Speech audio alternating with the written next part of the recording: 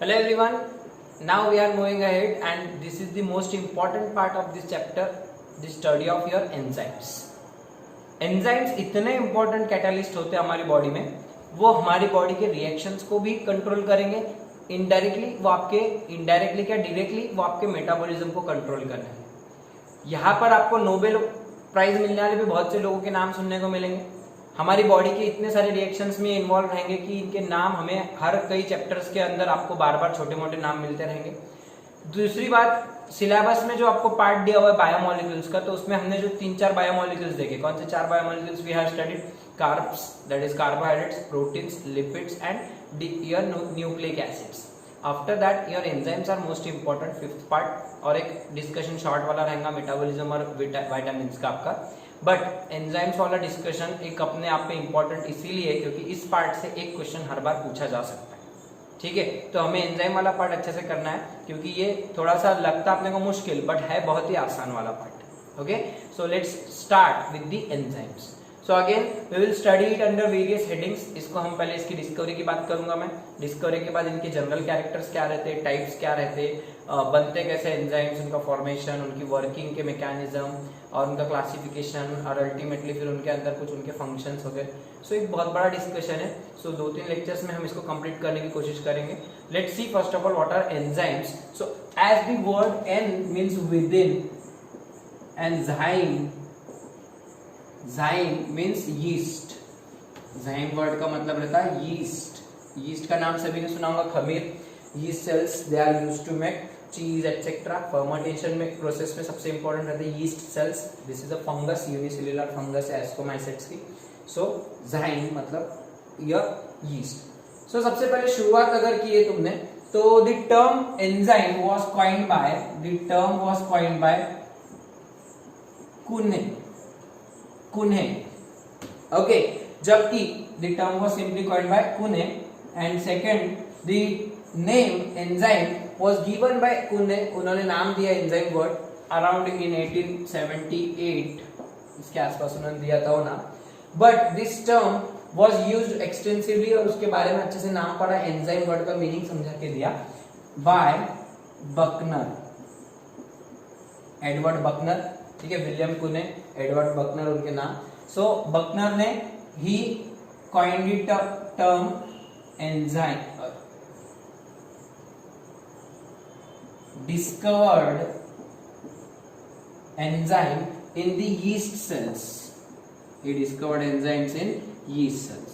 अभी कैसे क्या किया पहले ये देखते हैं। ये तो simply word was given by, the term enzyme was given by William Kuhne, the term enzyme was given by William Kuhne, but actually enzyme was discovered by whom? किसने डिस्कवर किया सबसे पहले? So this discovery was done by your Buchner, Eduard Buchner. इन्होंने क्या किया था, sugar, एक बर्तन में शक्कर रख लिए, ठीक है, और उसके अंदर यीस्ट सेल्स ऐड कर दिए उन्होंने। Yeast is a fungus, so yeast sales add कर, शुगर सॉल्यूशन था, ठीक है, उसके अंदर थोड़ा सा उन्होंने अपने यीस्ट सेल्स डाल। यीस्ट क्या करता, फंगस क्या करती, कोई भी जो कुछ भी ऑर्गेनिक मैटर रहता है उसको डिकम्पोज करना स्टार्ट करती, उसको उसके ऊपर कुछ केमिकल एक्टिविटी दिखाएगी fungus, and that sugars will be degraded, और वो अपनी एनर्जी निकाल लेंगे उसमें से। सो फिर वो शुगर का कन्वर्जन हो जाएगा किसी एसिड में, किसी अल्कोहल में, वो जो फंगस आप यूज कर रहे हो उसमें। सो यहाँ पर हुआ ये था कि जो अल्कोहल शुगर था उसका कन्वर्जन अल्कोहल में हो गया था, और फिर उसने देखा कि यहाँ पे यीस्ट के सेल्स के अंदर उसने यीस्ट सेल्स एक्सट्रैक्ट किया वहां से। He put this experiment, put this setup for certain days. After few days he removed alcohol and he obtained the yeast cells, and he said that he discovered that there is one active principle inside these yeast cells. ऐसी कोई तो भी एक active चीज रहती है, कोई chemical रहता है yeast cells में, which is responsible for conversion of these sugars into alcohol. एक कोई तो भी एक्टिव प्रिंसिपल रहेगा। yeast cells consist of active principle, वो कुछ नहीं रहता, एंजाइम ही रहता। सो दैट एक्टिव प्रिंसिपल उसको पता नहीं था enzyme. So he observed that yeast cells consist of active principle that is responsible for conversion of sugars into alcohol, and this enzyme, this active principle was actually your Zymes complex. कौन सा complex? Zymes. So he discovered it as zymase, क्योंकि वो zyme मतलब yeast cell से मिला था। Yeast का जो ग्रीक लैटिन वर्ड है, so it is zyme. So zymase मतलब the enzyme obtained from yeast cell. So therefore the term en मतलब विद इन और ज़ाइम मतलब यीस्ट सेल के अंदर मिलने वाला एक active principal, that is your enzyme. So enzyme का जो नाम पड़ने वाला है वो यीस्ट पर से पड़ने वाला है, समझ में आ रहा? And this was discovered by Buchner, ठीक है। बाद में और भी लोग आए बकनर के बाद में, फिर बकनर को इसके बाद में फिर 1897 के आसपास हुई ये बात, उसने जो डिस्कवरी किया। उसके बाद कुछ 1 साल के बाद उसको नोबेल भी मिला ये डिस्कवरी के लिए कि उसने ज़ाइमेस की बात किया था, ठीक है। इसके बाद एक समनर नाम क्या है scientist, he isolated first enzyme from jack bean in crystallized form and that enzyme was urease का क्रिस्टलाइज्ड फॉर्म किसने ऑब्टेन किया? यूरिएज। उसके बाद में और एक किया उन्होंने कैटालेस। ये 2 एंजाइम्स इन्होंने सबसे पहले ढूंढ के निकाले, ऑब्जर्व अपने को आइसोलेट करके दिए, लेकिन कहां से? जैकबिन से निकाल के दिए समनर ने। So who first isolated enzyme? Sumner. Who first discovered enzyme in yeast? Buchner. And who coined it term enzyme? Kuhne, William Kuhne, ठीक है। नाम याद रहेंगे, Edward Buchner and Sumner.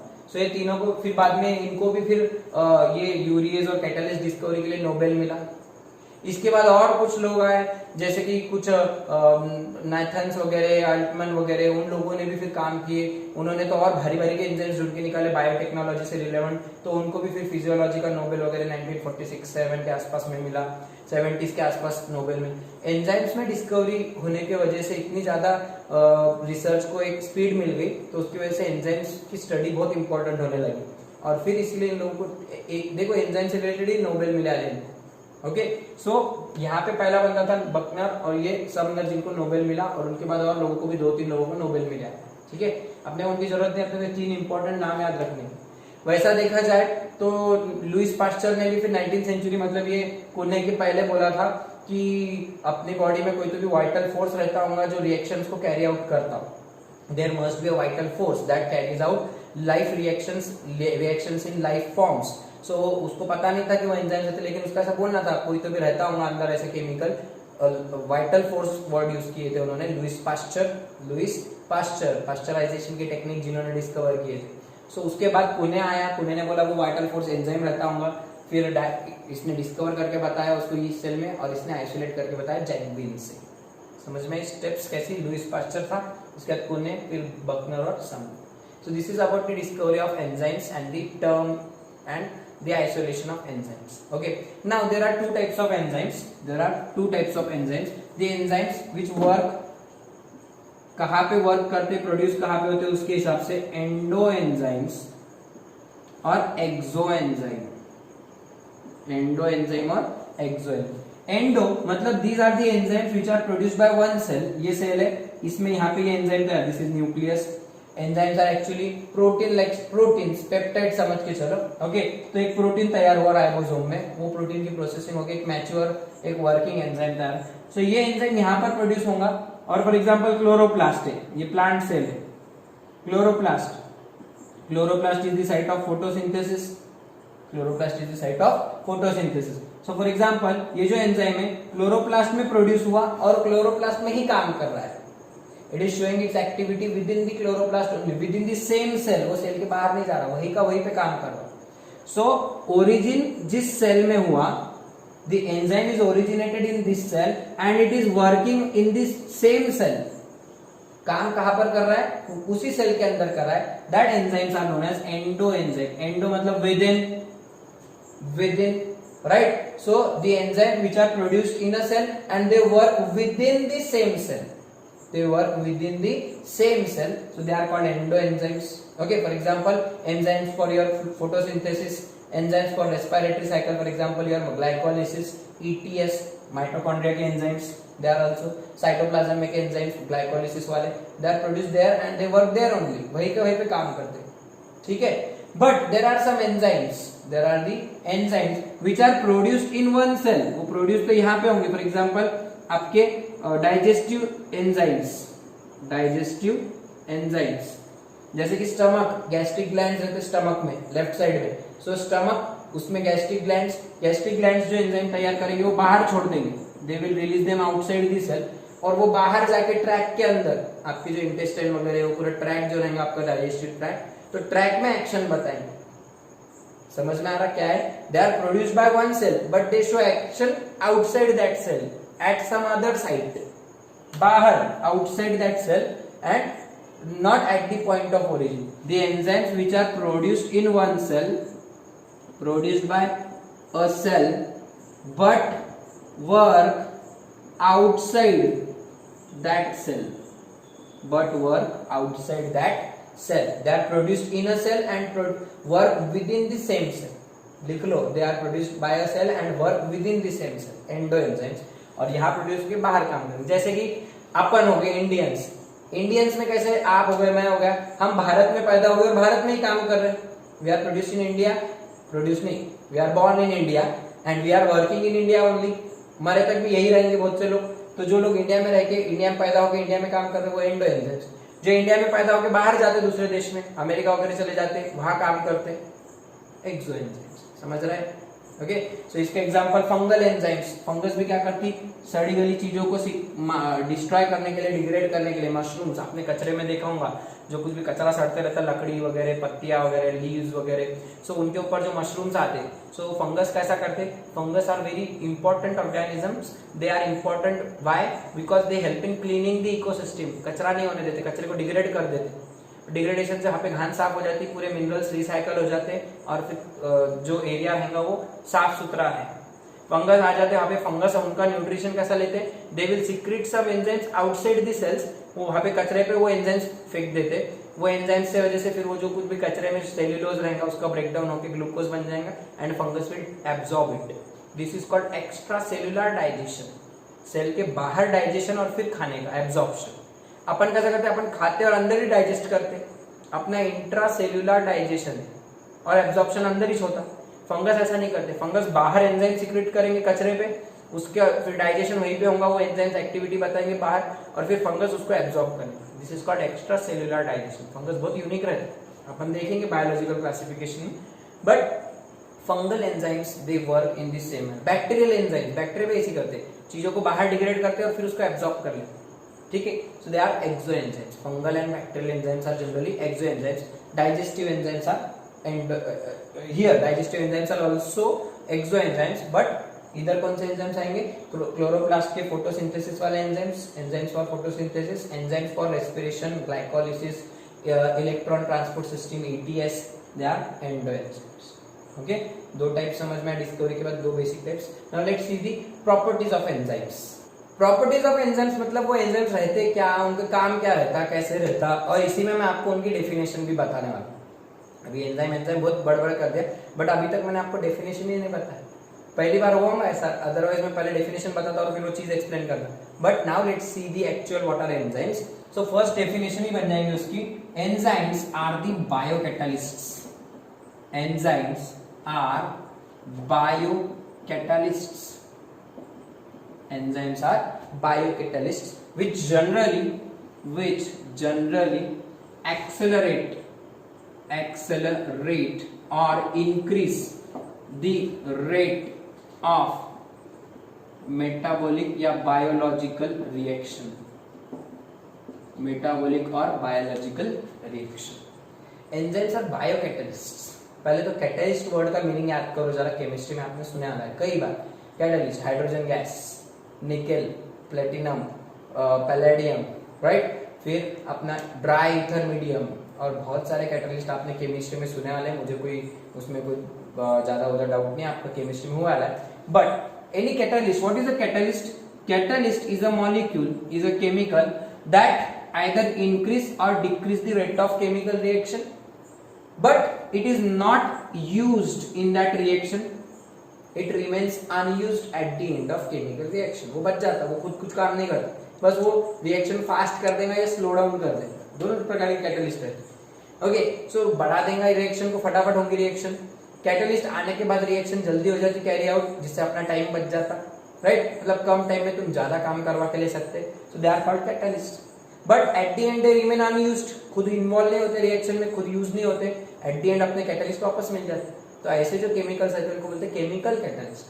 Similarly अपनी बॉडी में, अगर बॉडी में लिविंग सिस्टम में बात करूं, so they are called biocatalyst because they are present in the living system. Catalysts are normally chemical catalysts. Biocatalysts are present within the living system. They are the catalysts that act within the living system. Okay, so catalyst and biocatalyst. They also, which also accelerate. Generally enzyme क्या करते हैं? Increase करते reaction, slow नहीं करते. They generally increase, accelerate the rate of biological reaction. They increase the or decrease the rate of chemical reaction. ये biological reaction, ये chemical reaction को काम करें. समझ में आ? सो दे आर डेफिनेशन याद होगी, enzymes are the biocatalyst which generally accelerate the rate of biochemical reaction. Second point अगर मैं बोलूं, so enzymes, most of the enzymes are proteins but all proteins are not enzymes. ज्यादातर enzymes क्या है? Proteins है, but सारे proteins enzymes नहीं, ठीक है। Most of the enzymes are proteins but all proteins are not enzymes. Short में ऐसा लिखना, मतलब अरे एंजाइम्स आर प्रोटीन्स, मतलब they are made up of amino acids, proteins they are the polymers of amino acids. कैसे बनते proteins अपन ने लिखे थे, पेप्टाइड बॉन्ड बनते जाता है, अमाइनो एसिड्स तैयार। तो जनरली ज्यादातर क्या होते हैं, जितने भी एंजाइम्स है वो ज्यादातर टर्शरी या क्वाटरनरी टाइप के प्रोटीन्स है, ठीक है। तो most of the enzymes are proteins, not all enzymes are proteins, there are some exceptions. For example ribozymes, क्या नाम है? राइबोजाइम्स। राइबो मतलब राइबोज आरएनए और जाइम्स मतलब enzyme. So these are the RNA that act as enzyme. For example 23S type of rRNA. For example 23S type of srRNA upon ribosomes के सब units में देखे थे। It acts as enzyme, है RNA, nucleic acid है। मतलब क्या हो रहा? ये ऐसा न्यूक्लिक एसिड है जो एंजाइम का काम कर रहा है। तो ये प्रोटीन है क्या? नहीं। तो इसके लिए मैं क्या लिखा? Most of the enzymes are proteins, not all the enzymes are proteins. समझ में आ रहा? There are some exceptions. For example ribosomes, they are RNA molecules but they act as enzymes. In bacteria या इन प्रोकैरियोट्स, बैक्टीरिया के बदले prokaryotes, they act as enzyme in prokaryote. उसी तरीके से अपनी बॉडी में भी और कई एंजाइम्स है, जैसे कि पेप्टिडिल transferase. It is also important enzyme. It is made up of your nucleoprotein. वही आरएनए और प्रोटीन से बने वाला रहता, आरएनए रहेगा इसमें और प्रोटीन रहेगा। पेप्टिडिल ट्रांसफरेज, ये प्रोटीन सिंथेसिस में इन्वॉल्व रहता है, ये भी enzyme. It is also involve in protein synthesis. So ये खुद एक आरएनए है लेकिन वो एंजाइम का काम है। तो देखो लाइन क्या बन रही? Most of the enzymes are proteins, most of the enzyme ज्यादातर क्या रहते हैं? प्रोटीन्स रहते हैं। But there are some exceptions. For example, some RNA molecules also act as enzyme. Some nucleoproteins also act as enzymes. ठीक है? So, but all proteins are not enzyme. आगे के लिए all proteins are not enzymes. बराबर है ना? सब protein थोड़ी एंजाइम रहते हैं। For example, इंसुलिन वो हार्मोन रहता, वो प्रोटीन थोड़ी, वो एंजाइम थोड़ी रहता। ठीक है? दूसरे प्रोटीन अपनी बॉडी में, फॉर एग्जाम्पल तुम कैजिन ऑफ मिल्क, तुम जो प्रोटीन खा रहे हैं तो कैजिन मिल्क के थ्रू जाएगा, कैजिन अपनी बॉडी में, वो एंजाइम को थोड़ी काम कर रहा है, अपन उसमें से एनर्जी निकालेंगे, राइट। सो सारे के सारे प्रोटीन एंजाइम नहीं रहते, लेकिन हाँ ज्यादातर एंजाइम्स प्रोटीन होते हैं। But there are some exceptions, some RNA molecules are also enzymes. ठीक है, दूसरा पॉइंट समझ में आया। तीसरा point, they are highly specific, उनकी अगली property specificity. Each enzyme has specific substrate to act upon,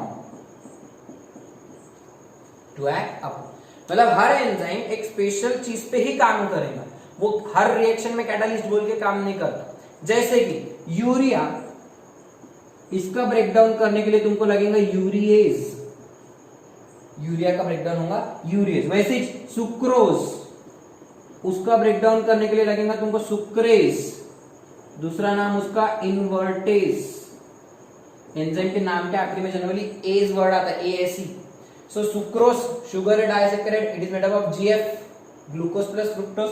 so sucrose का ब्रेकडाउन होगा glucose plus fructose, glucose plus fructose. और ये ब्रेकडाउन करने के लिए कौन सा एंजाइम लगता? सुक्रेज या फिर invertase, because sucrose is also known as invert sugar, invert sugar, ठीक है। सो सुक्रोज का ब्रेकडाउन करेगा sucrase, so that will be producing glucose and fructose. अगर मैं यूरिएज यहाँ पे डाल दूंगा तो रिएक्शन कैरी आउट नहीं होगी। अगर सुक्रेज निकाल दिया मैंने और यूरिएज डाल दिया, reaction will not be completed. क्यों? बिकॉज सुक्रोज के ऊपर काम करने के लिए स्पेसिफिक एंजाइम बोले तो सुक्रेज ही चाहिए, दूसरा एंजाइम वो रिएक्शन कैरी आउट नहीं करे। मतलब यहाँ पे क्या हो रहा है, enzyme has specific substrate, her enzyme को उसका खुद का बनना होना। सबस्ट्रेट मतलब रॉ मटेरियल जिसके ऊपर अपन काम करेंगे, ओके, जहां से शुरू होंगे रिएक्शन, रिएक्टेंट, ओके। सो सबस्ट्रेट रिएक्टेंट स्पेसिफिक रहेगा हर एंजाइम का, it will work on it only, दूसरी चीजों पे भी काम नहीं करेगा। तुम ये सुक्रेज को उठा के यहाँ पे डाल दो यूरिया के साथ में, वो यूरिया का ब्रेकडाउन नहीं करेगा, वो यूरिया का ब्रेक एंजाइमेज कॉम्प्लेक्स डालो, it will not break it here, ठीक है। तो इस तरीके से हर एंजाइम का एक सबस्ट्रेट रहता है जिसके ऊपर वो काम करता, this is called specificity, this is called specificity, okay. अगली प्रॉपर्टी, अब ये ऐसा क्यों? Because each enzyme has active site, active site जिसके ऊपर वो सबस्ट्रेट बाइंड होता है। जैसे कि मैं आपको एक एंजाइम ड्रॉ करके, फॉर एग्जांपल एक ऐसा प्रोटीन मॉलिक्यूल है जिसको इस तरीके से ड्रॉ कर रहे हैं, तो ये एंजाइम मॉलिक्यूल ऐसा दिखेगा। अब 3D स्ट्रक्चर रहेगा, टर्शियरी प्रोटीन 3D मॉलिक्यूल रहते, तो chain of protein amino acids रहेंगे इस तरीके से। सो उनके ऊपर कुछ गैप्स बना लेंगे, कहीं ऐसे गड्ढे जैसा रहेंगे, खड्डे जैसा रहेगा, क्रीवाइसिस बोलेंगे अपन उसको, क्रीवाइसिस, क्रैक्स। कैसे?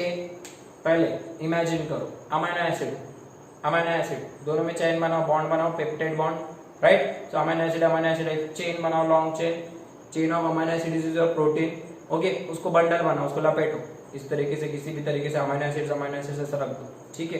तो आपको एक इरेगुलर शेप का स्ट्रक्चर मिलेगा, राइट। उसमें इधर से ऐसा खड्डा रहेगा, कहीं से ऐसा बाहर गैप ये आ रहेगा, एक आधा अमीनो ऐसे लूप बने रहेंगे। सो ऐसे ही बना रहेगा।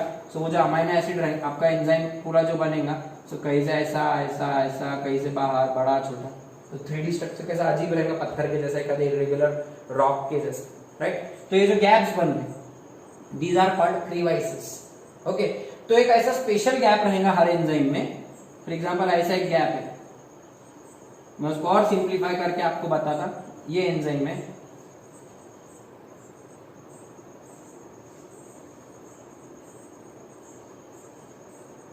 कितना बड़ा गैप है, समझ में आ रहा? और ये गैप में सिर्फ एक वो स्ट्रक्चर वाला ही मॉलिक्यूल, जैसे कि सुक्रोज, ये सुक्रोज इतना बड़ा है, तो ये गैप के अंदर कौन फिट बैठ सकता है? पजल के टुकड़े के जैसा, just like a piece of puzzle. तो ये दूसरा वाला टुकड़ा, तो मतलब ये अगर आपका एंजाइम है, तो ये जो एरिया बन रहा है जहां पे सुक्रोज, ये आपका सुक्रोज है, सबस्ट्रेट है आपका, रिएक्टेंट है। तो दूसरा शुगर आपने, फॉर एग्जांपल लैक्टोज, तो लैक्टोज का स्ट्रक्चर अलग रहेगा, गैलेक्टोज का अलग रहेगा। तो तीनों में से कौन सा पीस फिट बैठेगा वहां पे एंजाइम में? Sucrose will fit here, right. तो एंजाइम में, हर एंजाइम में एक ऐसी स्पेस रहता जहां पे उसका स्पेसिफिक सबस्ट्रेट बैठ सकता। It can bind, a specific substrate can bind to enzyme at a particular site, at a particular crack or crevice, and this site is known as active site. This site is known as active site. What is active site? Active site is the site on enzyme. Active site is the site on enzyme where its specific substrate can bind. Where its specific substrate can bind, and this site is known as active site. No other substrate will be allowed to bound here. It will not allow any other substrate molecule there, because the structure of active site, and this substrate is in the form of lock and key fashion. ये जो binding रहती कैसी रहती, this binding is in a lock and की। अगर enzyme को lock माने तो सबस्ट्रेट की हो जाएंगे आपके लिए, परफेक्टली एक ही की लगेंगे आपके लॉक को, बराबर। सो आपका एंजाइम के ऊपर कौन सी साइट रहेंगी, active site. What is an active site, it is the site where a specific substrate will bind, a site where a specific substrate will bind. Okay, आपने ये मैकेनिज्म बाद में देखने का डिटेल में कैसे होती बाइंडिंग, वर्किंग ऑफ एंजाइम में, but every enzyme has an active site for its specific substrate, for its binding. ठीक है, आया ध्यान में। देन नेक्स्ट प्रॉपर्टी, अगर इसके बाद बात करो एक्टिव साइट के बाद, property number 5, enzymes are amphoteric in nature. Enzymes are amphoteric in nature. What do you mean by amphoteric nature? They can act as acid as well as base. They can act as acid as well as base. Okay, they can act as acid as well as base. Then they are colloidal molecules. Enzymes are colloidal molecules. They are colloidal molecules. Then these are chemical properties है उनकी. Then next property, they are highly affected by temperature, pH. They are highly affected by temperature, pH, substrate concentration, and their inhibitors. चार चीजें बहुत affect करती है enzymes को। कौन सी? Temperature, pH, okay, substrate concentration की कितना ज्यादा सबस्ट्रेट है और एंजाइम्स कितने, और इनहिबिटर्स मतलब एंजाइम्स को इनहिबिट करने वाले chemicals, the chemicals that stop the enzyme activity, they are called inhibitors.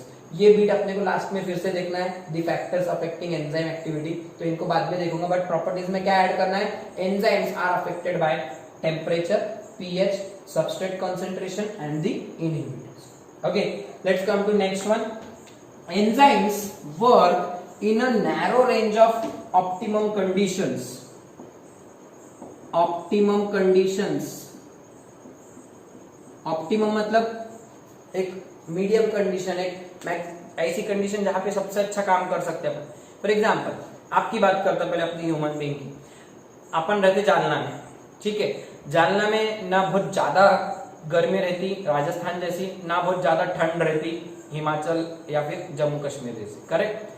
अगर मुझे यहाँ से या फिर आपको यहाँ से राजस्थान लेकर चले गए समर में, तो अपने कितनी परेशानी होती। क्यों परेशानी होती? क्योंकि अपने को आदत नहीं ना, उतनी गर्मी सहन नहीं होती ना अपने से। सेम अगर आपको दिसंबर में उठा के जम्मू में छोड़ के आ गए तो मर जाएंगे, इतनी ज्यादा ठंड अपने से सहन नहीं होती, अपने को आदत। इनफैक्ट वहां के लोगों को भी नहीं होती, वो लोग भी कुछ ना कुछ टेक्निक से रहते हैं वहां पर, बट अपने को वहां पे सर्वाइव करना चलो ज्यादा मुश्किल जाएगा, नेटिव पीपल से, पर्सन से अपने को ज्यादा मुश्किल जाएगा वहां पे रहने वालों से। क्यों? क्योंकि अपनी बॉडी को एक ऑप्टिमम कंडीशन लगती है, जालने की जैसे अपने को टेम्परेचर, प्रेशर मिला, हवा वगैरह जालने की जैसे, तो अपन वहां पे बहुत जल्दी एडजस्ट हो, सूट हो जाते अपने को।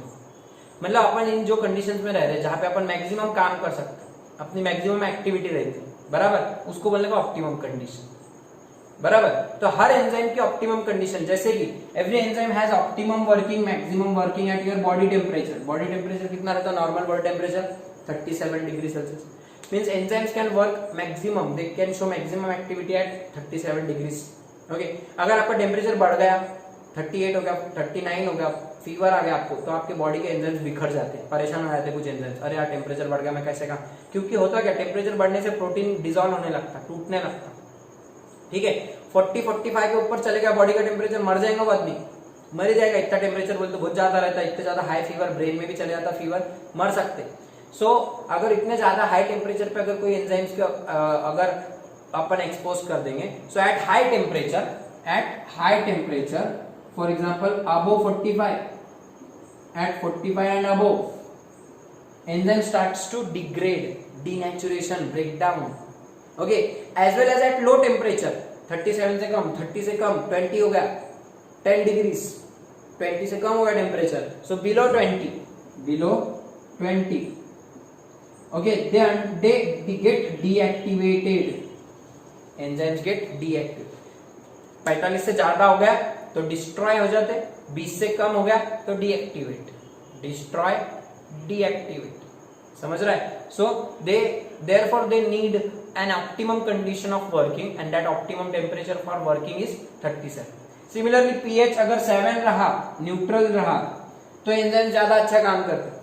सेम pH एसिडिक हो गया मतलब कम हो गया 7 से, या बेसिक हो गया that is more than 7. So both conditions, under both conditions they get deactivated, even they may get destroyed.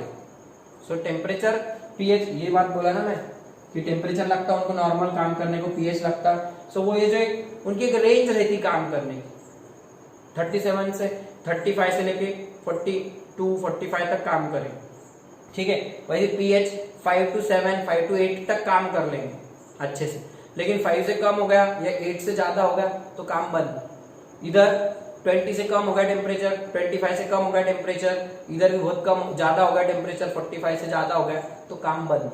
Means enzymes can work, मैं डेफिनेशन बता रहा हूं एक, enzymes can work within a narrow range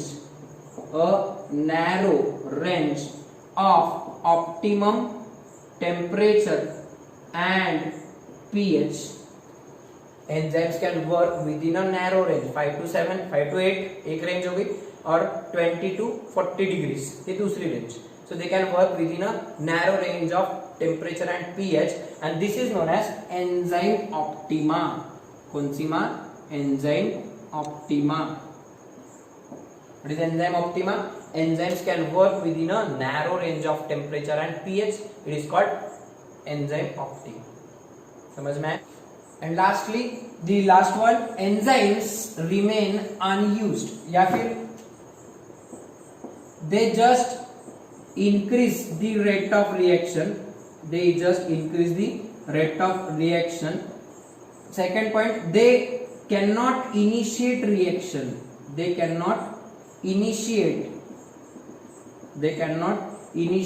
reaction. वो reaction खुद start नहीं कर सकते।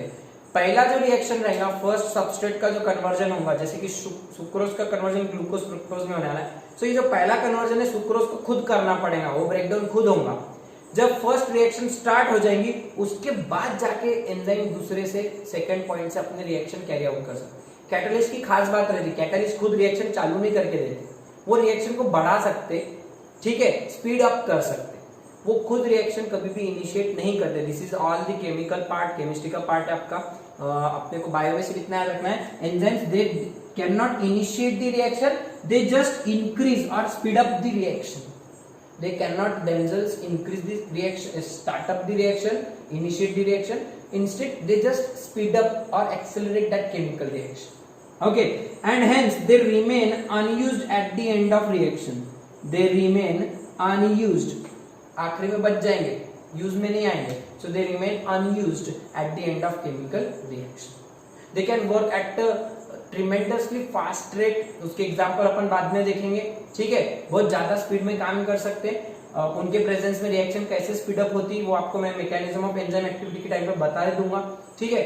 बट ये बातें याद रखो, आपको ये प्रॉपर्टीज ध्यान में बैठ जानी चाहिए। Okay, so this is all about the introductory part of your enzymes. पूरा थ्योरेटिकल है, हाँ, इसमें इजी जाना ही चाहिए क्योंकि जितना आसान पार्ट है वो आपके सामने मैंने रखा। Okay, we will study the activity of enzyme, types of enzymes तो देख लिए, activity of enzymes, how do they accelerate that enzyme reaction, okay, in our next lecture.